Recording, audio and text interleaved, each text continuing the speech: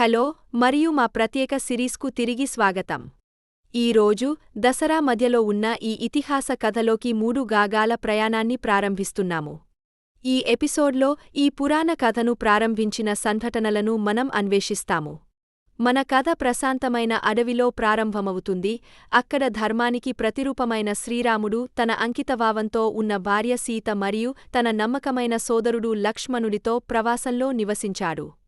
లంకను పాలించే 10 తలల రాక్షస రాజు రావణుడు, మోసపూరితమైన మరియు భయంకరమైన రాక్షస రాజు, సీత యొక్క అసమాన సౌందర్యం గురించి వినే వరకు వారి జీవితం సరళంగా మరియు ప్రశాంతంగా ఉంది. అహంకారం మరియు దుష్టత్వంతో ప్రేరేపించబడిన రావణుడు ఒక దుష్ట పథకం వేశాడు.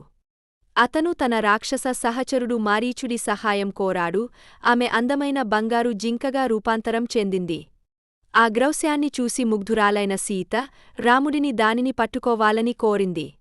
రాముడు జింకను వేటాడేందుకు అడవిలోకి వెళ్ళగా, అది అతన్ని గుడిసె నుండి చాలా దూరం తీసుకెళ్ళింది.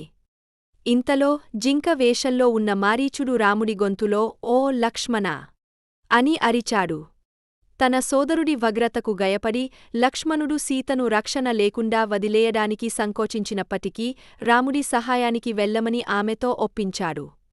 అతను వెళ్లే ముందు సీతను వారి గుడిసె చుట్టూ లక్ష్మణ రేఖ అని పిలువబడే ఒక రక్షణ రేఖను గీసి దానిని దాటవద్దని హెచ్చరించాడు.